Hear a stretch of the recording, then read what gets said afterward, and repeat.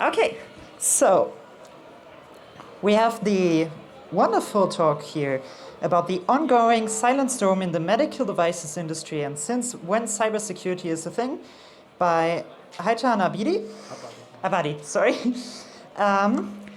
So, a big round of applause, please. And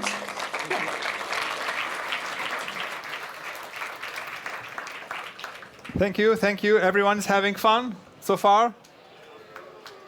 Let me bore you to death now. Yeah, today, as the introductor made it clear, it's about medical devices and cybersecurity.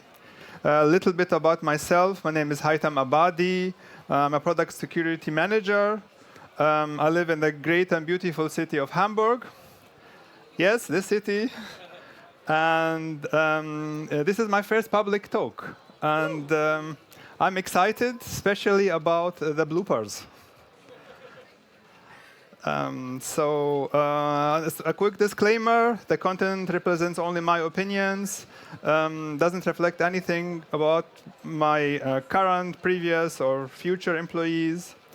I'm not a regulatory expert, so don't really look at the very smallest detail. It's a generic talk.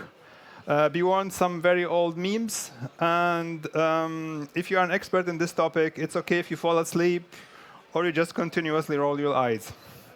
So without further delay, I will talk a little bit about the history, the regulatory focus of our industry, medical devices, and the cybersecurity, the newcomer, an example of an approval process for a medical device in a random country, some details about the medical devices landscape, and two examples that are of relevance for us, threat modeling and SBOM.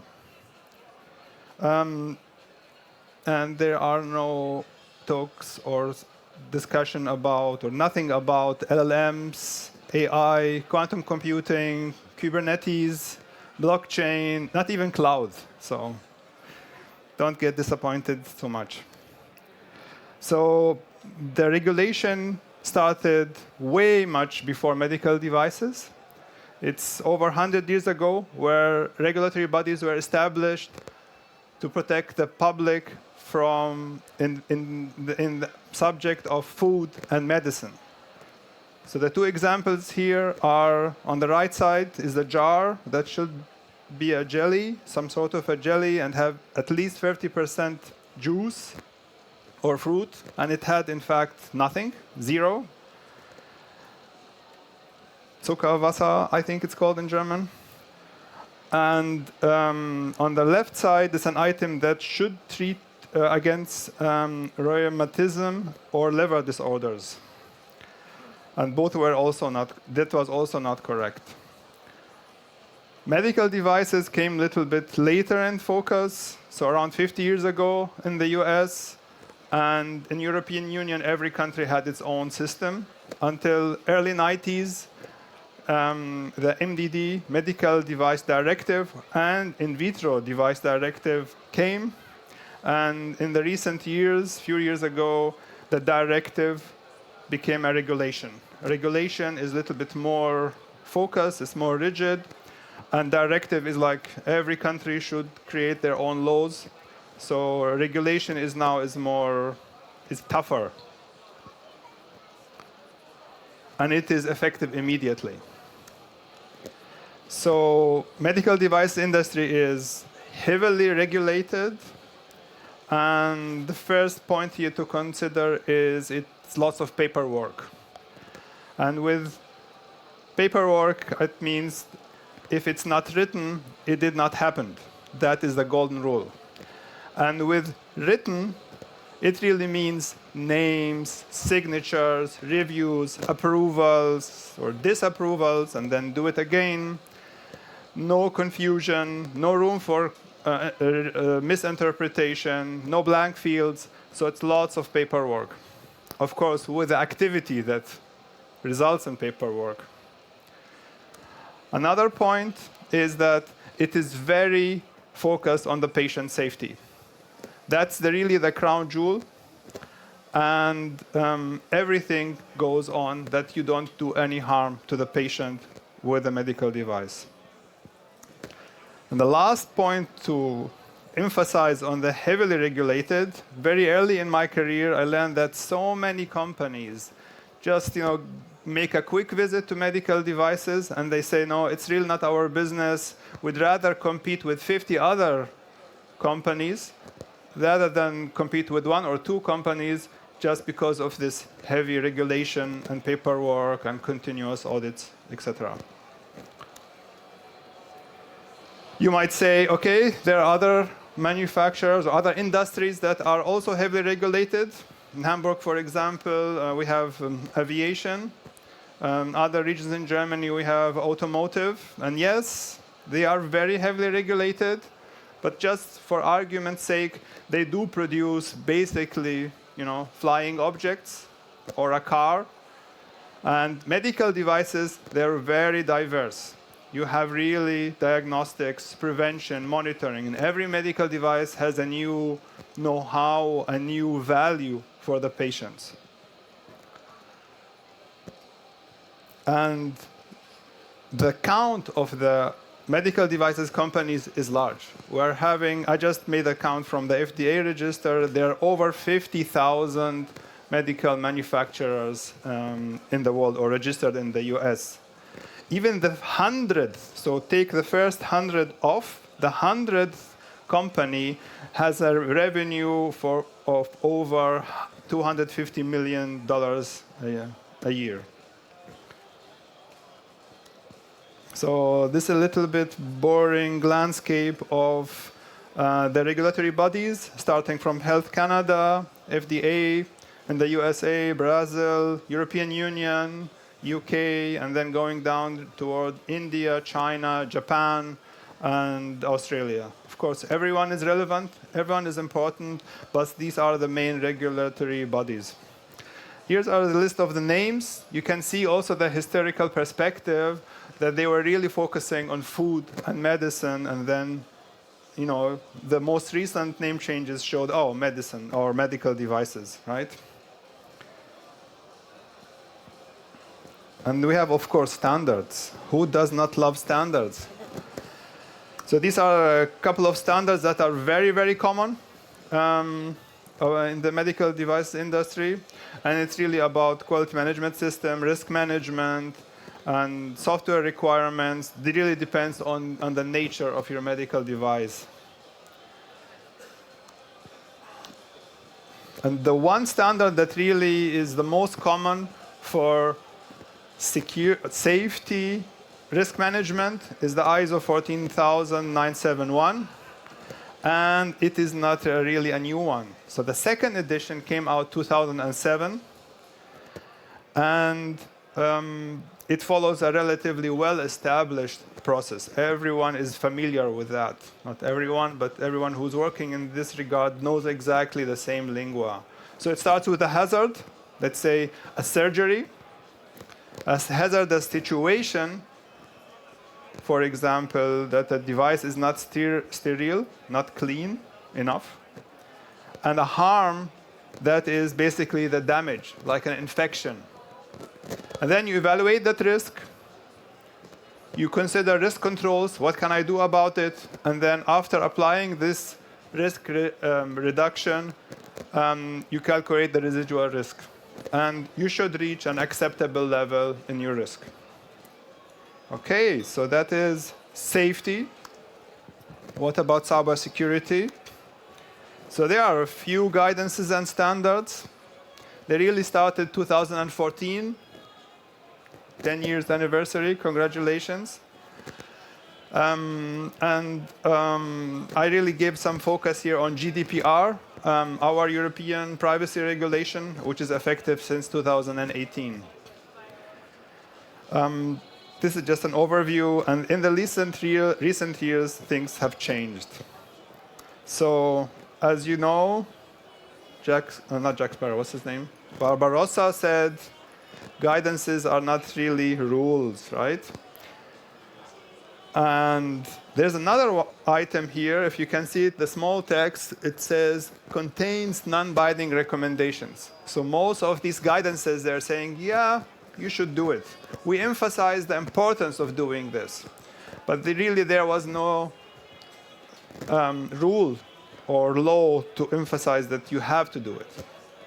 Until, well, wait a minute. And just to, for argument's sake, not argument's sake, actually just to say, okay, we have some security.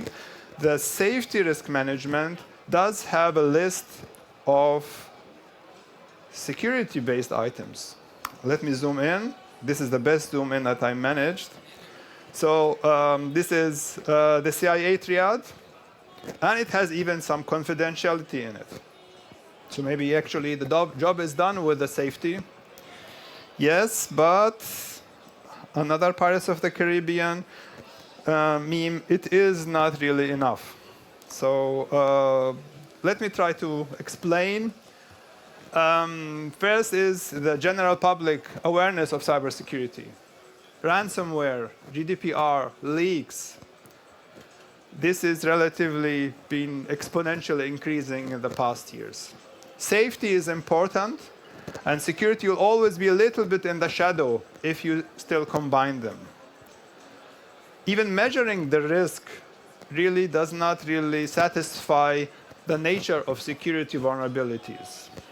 And also think of the high influx of vulnerabilities, and it is, generally speaking, also way much higher compared to safety issues. Think like monthly OS patches. So what really happened concretely in the US, an omnibus law became effective.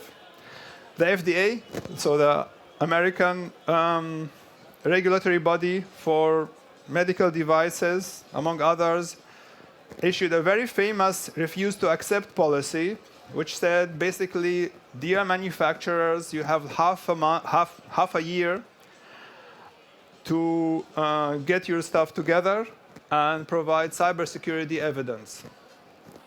And this policy is effective since October last year.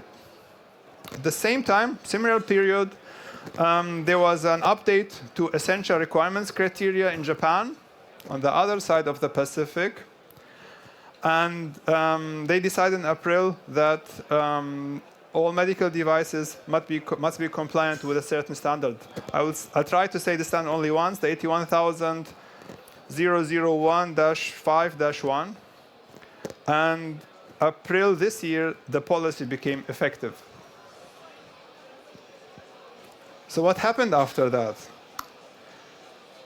Remember, the top 100 companies are relatively in a good situation. I'm talking about the remaining 50,000 manufacturers who have software of network-connected capabilities. So manufacturers, they started hiring, at least the ones who are aware of the situation. Cybersecurity teams were assembled or increased, usually with very diverse backgrounds, enriching our industry and giving new perspectives from IT, from automotive, from other industries. Notified bodies, they had to train their auditors for more items to audit, for new items to review. They need more qualifications. Security companies, well, that was great for them. They can sell even more security products. Vulnerability scanners, SAST, DAST tools, virus scanners, whitelisting tools, EDRs, firewalls, etc. And pentest companies we're also happy because you have also to pentest most of the time your devices from a very independent company. So that's basically the introduction. And let's take an example about how submissions looks today. And this is an eStar formula in the US. It's an electronic submission form. It's relatively new. I think 2019, the first versions appeared. And now it is at version 5.4. So if you want to sell your medical device in the USA, you need to apply to the FDA and tell them, dear FDA, I want to sell this device. And either it is a completely new device, or it is a high-risk device, then you have to make a pre-market application. Or it is a medium-risk device, then you have to make a pre-market notification. There are small differences here. Should not go into the details. But most of the devices are really 510K devices. So there were a few checkboxes that you need to fill, like is there cloud communication, network connections, wireless communication on your device, USB, serial connectors, any interfaces on the device, and software upgrades or patches, are they provided, does your device support that? This is really the summary of, in my previous life, I used to work as a test manager. Verification and validation was my specialty. And I had to provide only the verification and validation report.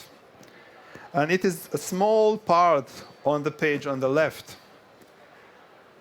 And now this half page has become almost 3 pages long.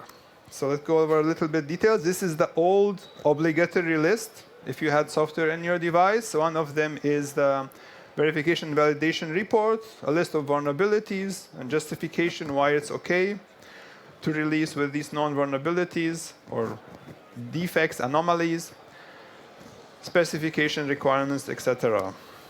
And this is the new part. So you have risk management file, security risk management file, threat modeling, risk management assessment, SBOM, vulnerability assessment, and then assessment of unresolved anomalies, security metrics, controls, 4 architecture views, cybersecurity testing, and labeling. So to sum it up, because I really measure the thing that I do with my hands, or how many pages, it's around 12 documents, attachments, and 10 fields to fill. And every word that you say has its weight in these sort of submissions. So a little bit, again, going back to a little bit of, try to give you more understanding of medical devices landscape and the nature of it. Medical devices, have one of following purposes: diagnosis, prevention, monitoring, treatment, or alleviation of disease, which means just reduction of pain, if you like. And many, many devices are embedded. So many beautiful presentations about embedded devices.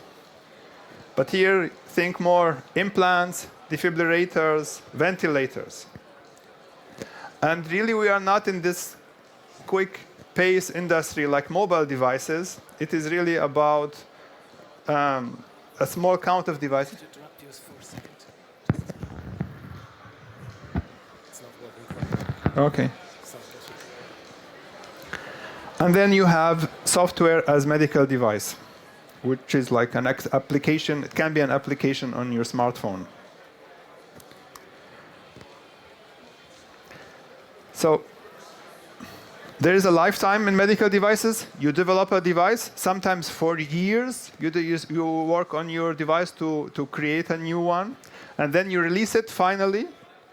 Then you sell for a few years. I'm not sure how long. Depends. And then you reach end of life. And personally, when I reach end of life, then you don't really need to do much, maybe a week or so. Be sad, and that's it. But for medical devices, it's a long period between reaching end of life and end of support. You still need to maintain, provide patches, replace parts, and take care of everything and re-account for security and safety. This gives another meaning for the word legacy. In fact, most devices are legacy in a typical company. So more of half of your devices have already reached end of life. If you call it legacy, it's up to you. But you need to take care of them. And only at the end of support, you transfer the risk to the operator. So let's take 2 examples of artifacts that you need to submit to the when you are trying to sell your device and release it.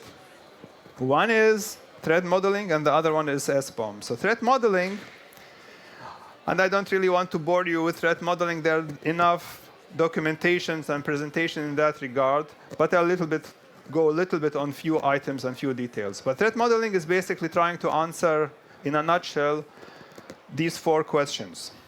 What are we working on? What can go wrong? What are we going to do about it? And did we do a good job? And really the MITRE playbook for threat modeling in medical devices is a really great resource. It's freely available to be downloaded. It's well known. And I'm basically repeating some stuff here. So the first question is, what are we working on? It's really following the Latin temet nosce, know yourself, and it's really the essence here. It's the first step in the NIST risk management framework, identify. It's the ultimate wisdom in any pen test, enumerate, enumerate, enumerate. And that's the reason why we are all here in the CCC Congress, to know, to understand better, and have fun doing that.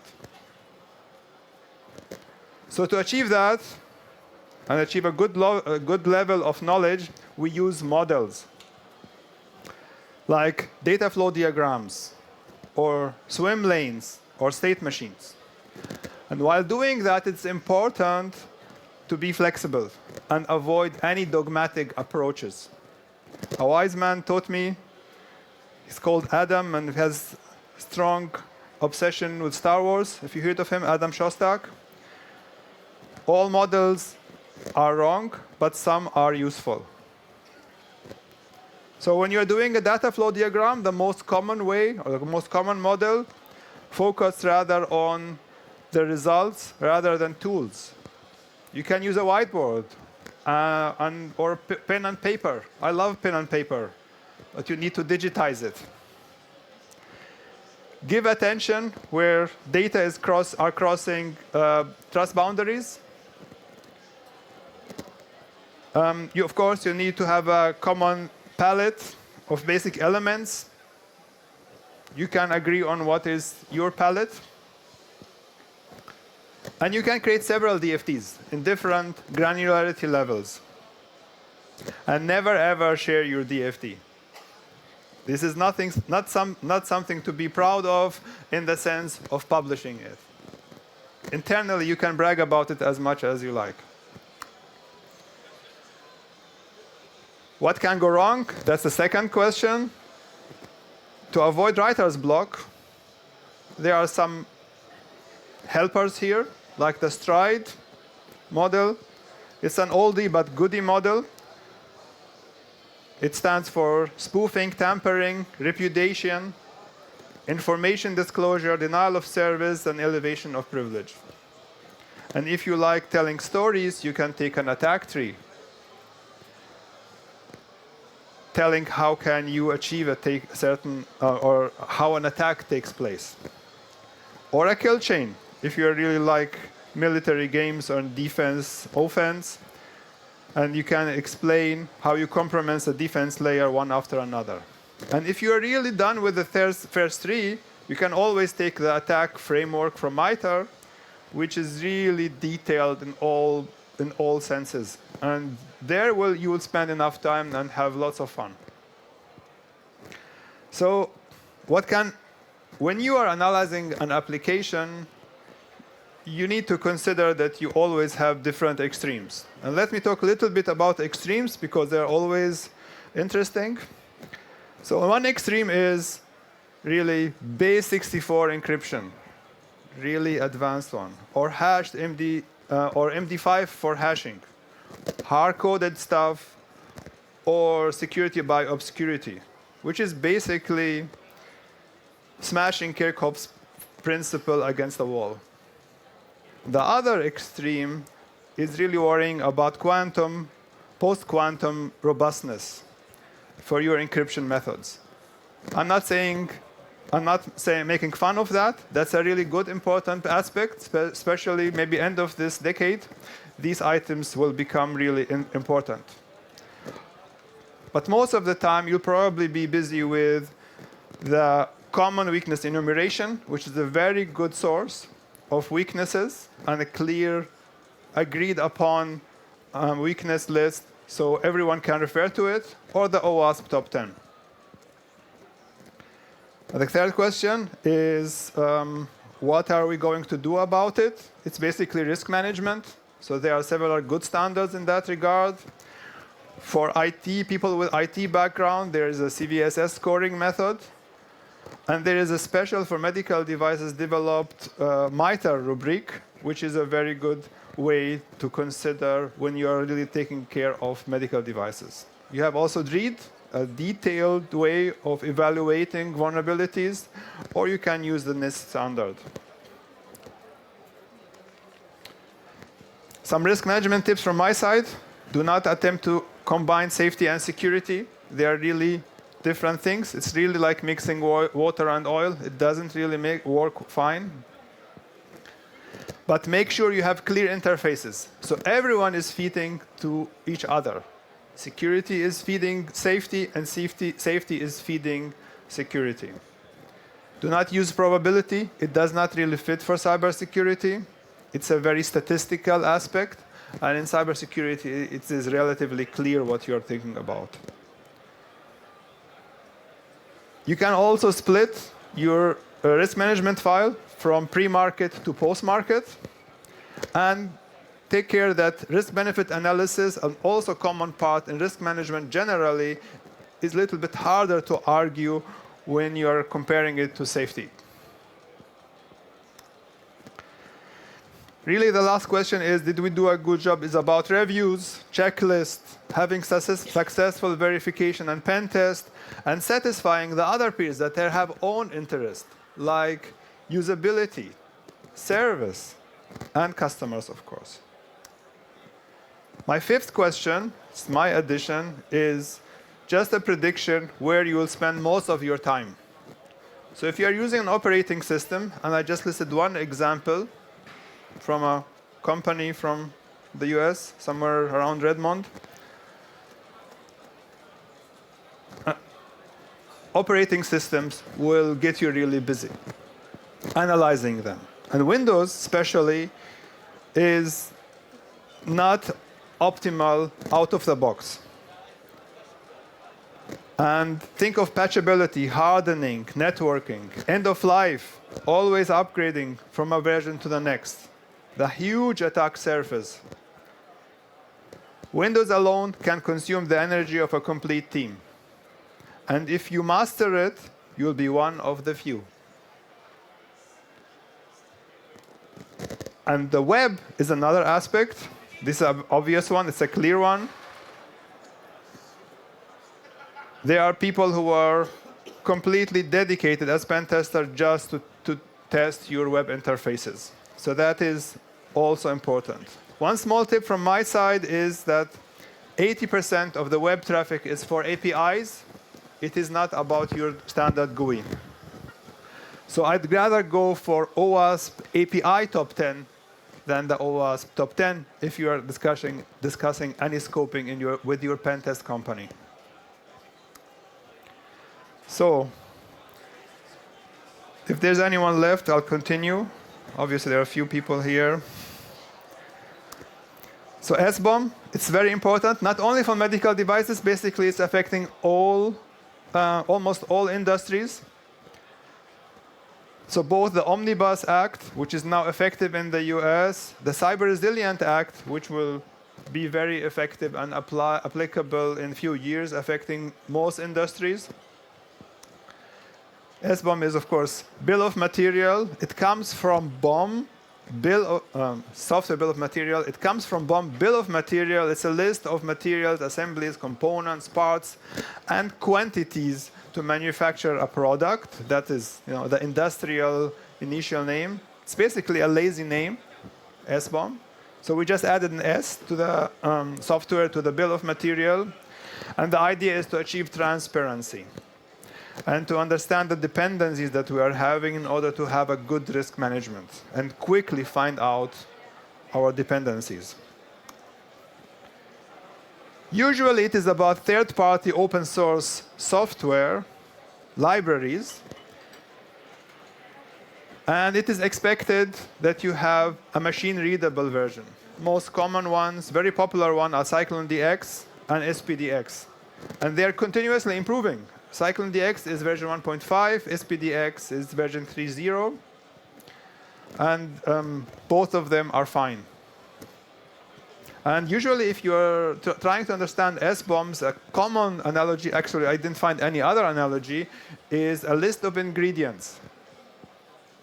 And from my side, my tip is, yes, it's a good start to understand SBOMs in that regard, but it's not really enough. So think of software bill of material. What hardware is really software free? Yes. A transistor is software free. But almost everything else has some sort of software in it. And you have to include that. So CPUs, system on a chip, FPGAs, DSPs, MCUs, everything has software. And that also needs to be considered. Firmwares, microcode, drivers, etc. And NTIA has a clear statement in that regard. I will not read everything here, I'll give you a minute, but I will emphasize on software is really a software system. And that includes hardware. Focus is software, but hardware is not excluded.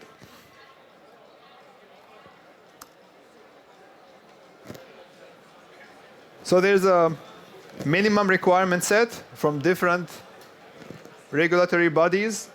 So the FDA references the NTIA.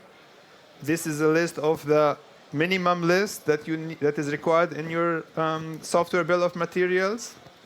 I didn't really find something for complete EU, but German BSIs also ask two additions, license and hash values. And of course, the eStar requires the level of support.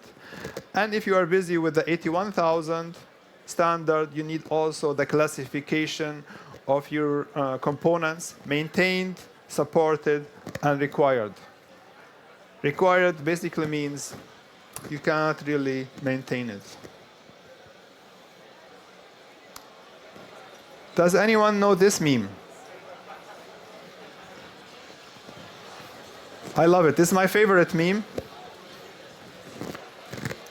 It's really about your dependency on open source packages, right? So nothing is illegal here, right? This has even 2.3 million downloads. I hope it's all just for fun. Another Gaussian curve here.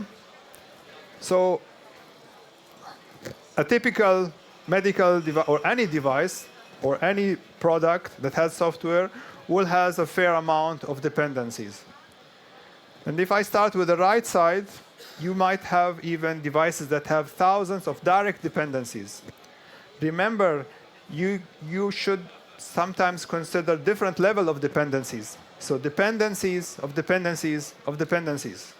And having over thousands of direct dependencies might really give you an impression, am I using this guy here library? Am I stitching just libraries together? So this is one extreme. The other extreme actually worries me personally more. Why would you ask? Well, it basically tells me that someone is reinventing the wheel. And obviously, I would assume also slow progress. So projects take longer. I would even assume, I'm a little bit creative here, that some other developers also creative in the sense, oh, I just want this single method or this single way to doing things. So I just really go to the GitHub library, scroll down, search for the method that I like, and just copy that part that I really want. And that's dangerous, of course, because you don't know the next vulnerability that's fixed, did it affect that method or not? So, of course, I cannot rule out that someone doing the zero third-party library dependencies is doing everything correctly and just using the standard libraries. So this is also possible, but you still need to do your due diligence. And there's another aspect in SBOMs.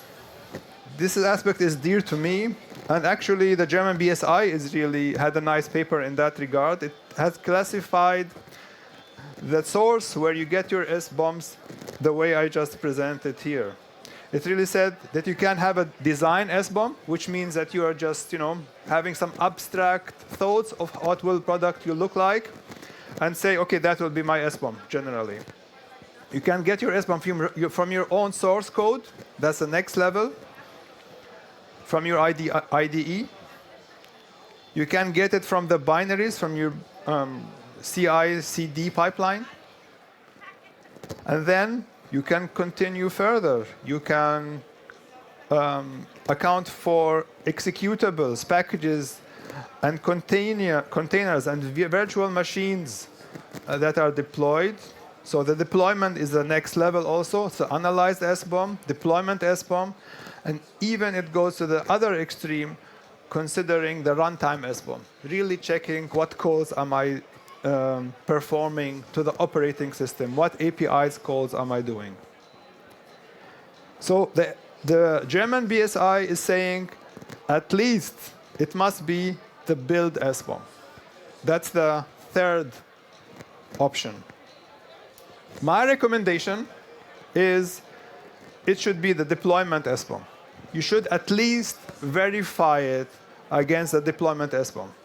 Because at the end of the day, that is the whole reason why we are collecting SBOMs, to know what really is reaching the customer, what is in your device, what is part of your product. Who cares about the design SBOM? Who cares about the source, if you are including all libraries in the world or not? It is what really is finally deployed. Some final tips. Free tools are available, obviously, and they are very good, according to my judgment, so it's subjective. But sometimes you will need some commercial ones. It's for discussion. Minimum is minimum, but perfect is the enemy of the good. And in many cases, manual work is necessary. Manual work is necessary. And make sure you think of the depth and relationships of your dependencies. Again, dependencies of dependencies of dependencies. And that concludes my speech. I'm so happy that few people are still here. And let me just close. Forgot the closure.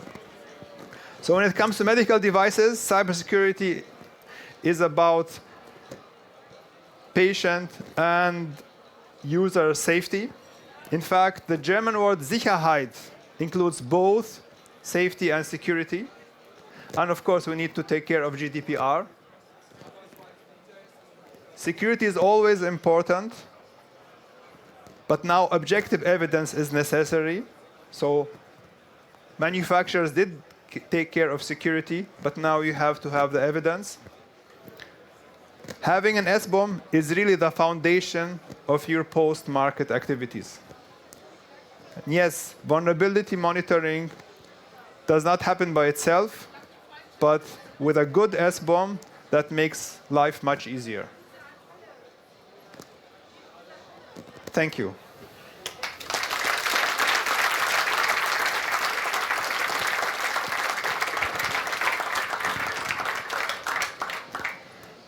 Thank you so much for this wonderful talk. We have a good amount of time for questions, so let's start out with the internet. Were there any?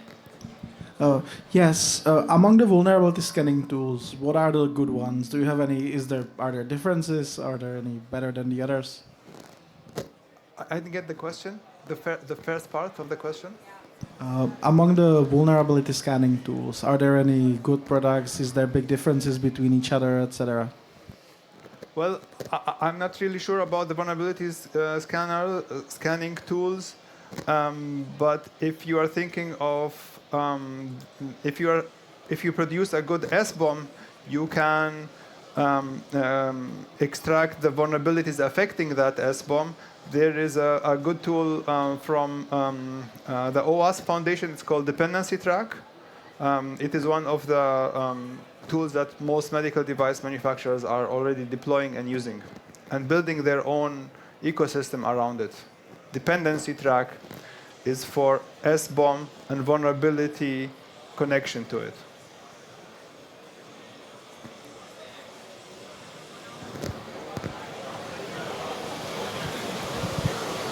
Hi, I wanted to talk about the place of open source software in this kind of an audit process or in these kinds of security questions. I'm in healthcare research myself, and I have experience working with confidential code in this context, and it's rarely confidential because there's actually economic value behind it and more because it's bad. The question is then, can we do more in open source rather than hide the often not great code and thereby improve the whole process somehow? Yes, you mentioned that hiding, right? And I think that the keyword is really we don't have an option. We have to provide an SBOM. In medical devices, SBOM is part of labeling, at least according to the FDA. There are clear statements that if a customer asks for an SBOM, you have to provide the SBOM. And it really needs to match what is really deployed. You need to, we can't forget that also hospitals, they have vulnerability. That was the first question, vulnerability scanners, right? So they will scan your device either way. And some people, it doesn't really matter how can you justify or how rational that this component is not really used. Patching will come either way, because you need to also to patch, because panic is something that you really cannot control. You cannot really rationalize panic. So we don't have the option to hide any usage of open source tools.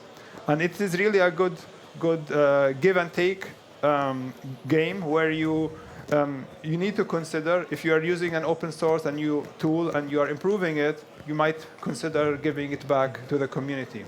That's the whole idea. And the software core, that I understand that's the confidential part, but what are the thoughts of doing that completely open source? It really depends on the companies, I would say. Mm-hmm. So it is a decision of the company itself. It depends on the business model, right? And how much do you want to expose that? I cannot give a statement in that regard. Every company has different philosophy. Mm-hmm. Okay, thank you.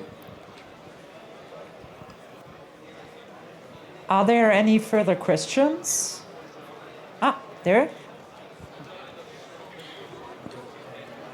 So, one thesis, perhaps a little bit provocative. Shouldn't it be mandatory that all this stuff is open source? Because many of these companies are small companies. The business case is not a huge one, so you have small companies for small diagnosis application, whatever, and these companies can go bankrupt, and then you have no chance to use this device to fix something or something like this. So from my perspective, the whole software which is applicable in hospitals or with doctors or something like this should be mandatory open source from a perspective of critics. It's a It's a good point. Interesting idea. I don't represent a manufacturer.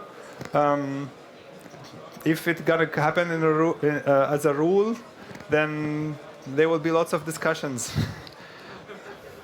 I assume, and lobby or work. I would guess also. Okay. Hi. My question is about when software is a pure software is considered a medical device in different jurisdictions. I think in the European Union it's about what you say your software does, or if it, just documents something or helps you with diagnosis, I guess. And how is this in other jurisdictions? Or yeah. Sorry, and is the iOS app, for example, a medical device? It depends what it does, I think. I'm not a regulatory expert, as I said at the beginning. It really depends on what it does. If it provides diagnosis, then it might be considered to be that. As I said, if I say anything in that regard, that will be really not really my business on how to do that. But one thing is for sure is that you have medical devices, as I said, software as a medical device. And of course, there are software as medical device for an iOS, as you mentioned, or Android. There is also health software. And then there is, neither this, nor neither that, nor the other one. And then there are other rules that apply to them. So if it's not a healthcare software, if it's also not a medical device, then you are still relevant for example, the Cyber Resilient Act, and you need to do your own stuff. So you really cannot really get out of the stuff. It's coming for everyone. We have. Sorry? Hi, thanks for the talk. What's the worst that can go wrong? So I understand you can lose a lot of confidential patient data or so, but could, for example, a pacemaker fail or something like this due to vulnerable software? What's the worst what can go wrong usually in the threat modelings? That's exactly what threat modeling is about. The example that you mentioned is that you need to think of, shall I continuously open my pacemaker continuously for connections, or just for maintenance, certain times of periods where I just open a channel, get logs, make patches, and then close the channel. So that's an option.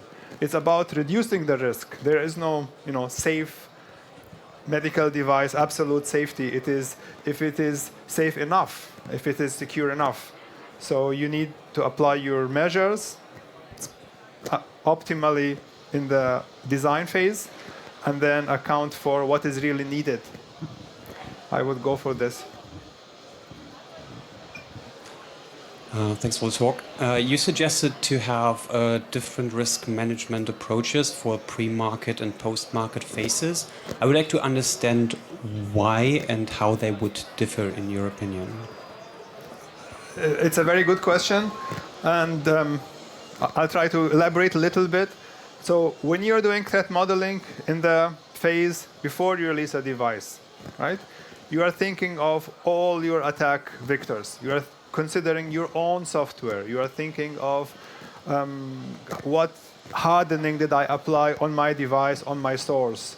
You scan everything and you consider what you are really building on it. You see your dependencies and check, am I using the most recent library? And you evaluate the risks, and of course you list the risks that are acceptable. For that, threat modeling really need to consider the details of every vulnerability. And then imagine you released now, and then what are the important parts for you from the release phase? You need to continuously monitoring your dependencies. So third-party libraries, let's take OpenSSL. That's a really interesting one because it has so many methods. So you need to continuously analyze the vulnerabilities and if you are affected or not, for one. You need to consider your operating system, the patches. So if you do not patch continuously, the patches will accumulate, and suddenly you discover a vulnerability that is of relevance, and then you need to patch everything at once. So you need to consider continuous patching. And the amount of vulnerabilities that come with operating system, with big libraries, just need a way much quicker processing compared to the design process, where you're looking at the insides of your device. And of course, you can discover something new. You discover some design issue, but this is the probability is much less in the after-release phase. So in the after-release phase, the focus is different. So thanks for the talk. You recommended to separate between safety and security. So safety would mean making sure that your device works, right? But security can also be about not just confidentiality and integrity, but also availability, right? So protecting the availability of your medical device. So where and how would you draw the line between these two, safety and security, protecting availability? Well, the availability is a very good question also. First of thing you said, I recommend. It's not really a recommendation. Maybe that was not mentioned correctly. My mistake. We are not allowed to mix both. So you cannot maintain both in one file. At least in the FDA world, you should not have one file for them. You should have two. But there's also a very famous slide, I don't have it here, and that is the inputs. So interfaces between safety and security need to be clear. And there are actually three arrows, if you wish. One arrow is in both directions, so two arrows, is if you find a vulnerability in safety that affects security, if you find a vulnerability in security that affects safety, and then the double-sided arrow is if you implement a control measure, a risk reduction measure, or security reduction measure that affects the other, you also need to inform the other and have another iteration. So you need to separate it. That's the first part of your question. And the other part is availability. It also depends on the device. Some devices are the safest when they are not on, right? So it can be that you have a measure to disconnect, to turn off the device just to achieve safety. Some other devices, like a ventilator, that's not the case. You need to achieve availability. And they're both also mixed a lot because there are watchdog mechanisms in the safety to make sure that this redundancy is achieved.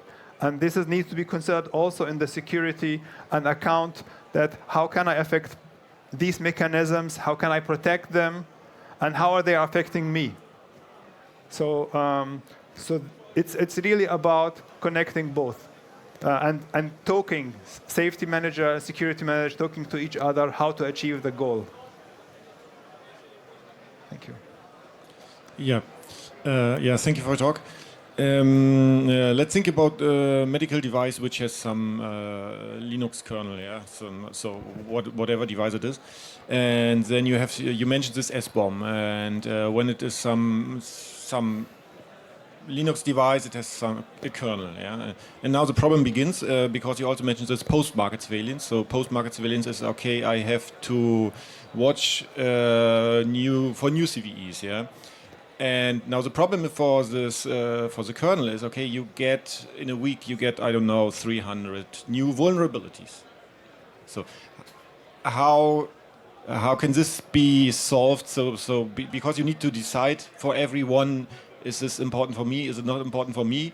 And the newest development for this kernel CVEs is that there is no good description what they is or what they really do. Something like this auto-generated commit message you get as end user. Yeah, so something changed in the M33 header, and I don't know, you know, and now something is better. How can this be handled? It's really an issue that we're having every day. It's a great question. It's about your question also, about why you are separating. So you need to develop a process that is quick to do this, you need to consider what hardening measures do I have, like a firewall. What ports are open? Is this affecting me for my communication? And there is no silver bullet. It is an issue that you need continuously to monitor and rule out. It is actually the discussion why we're having now CVS, and it's really my take on it. CVSS 4.0. It is really about more transparency. So everyone, our business is we want more transparency in order to have a clear judgment, right? But also it's the interest of a potential attacker to have this transparency, to know how can I develop an exploit. So it's really this balance between what can I do. Of course, I think I mentioned something in my introduction in the text for my presentation about the NVD mess. So the NVD is having a huge backlog. Everyone knows that it is an issue and they're trying to process it. But you can go to the NVD and just reference the links of the manufacturers and what they are saying. And usually they have mitigations, recommendations, but there's no silver bullet. Some are very good advisories, and some are, they have some room to improve. And it really affects your judgment and should affect your judgment for the next time I develop a device. Shall I take a library from this part? Shall I use another library? Do I have a good experience with a manufacturer or a library or not? But it's generally a challenge, yes. I think we should go to the internet now, because we probably have more questions than we have time, and the people on the internet can't join afterwards. How does AI, and especially AI transparency and explainability, come into safety of medical devices? It's a good question. I hope it solves everything and make myself redundant, and then I can work on other tasks, even more fun than these. But it's still developing. We have several acts, rules, regulations. And we are excited to see how things are developing. And it is developing very quickly. Maybe next year I can give you a better answer. One more question. Okay. You focused a lot on CVEs and vulnerabilities in dependencies, which you then find out from your software bill of materials and so on. What about flaws in the business logic or whatever own code you write as a manufacturer? It's like part of your threat modeling, but is it like properly tested by pentesters? Maybe even with a proper source code review, like a open box pen test and so on. Yeah.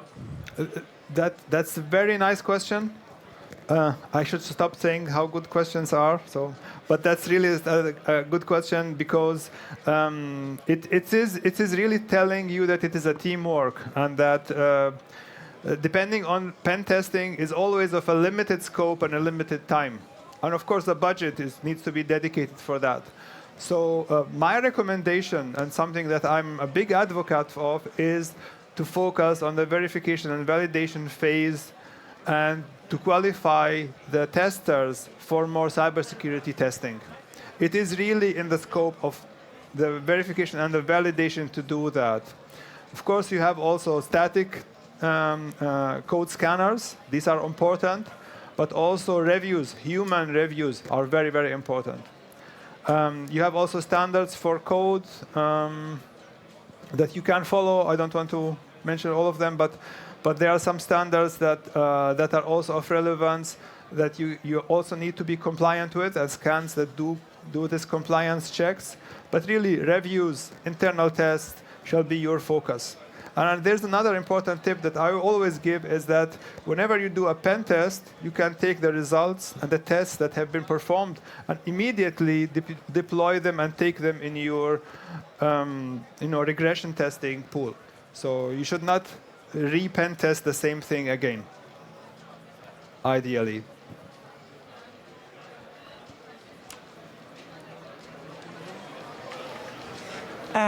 Yeah, sorry to interrupt, but we are sadly out of time. those lucky enough to be here can approach our wonderful speaker afterwards. And anyone else, I'm not sure if you have any contact info you wanted to put on the slide. You can just approach me and I'll give you my contact information. Okay. So, a big round of applause, please. Thank you very much.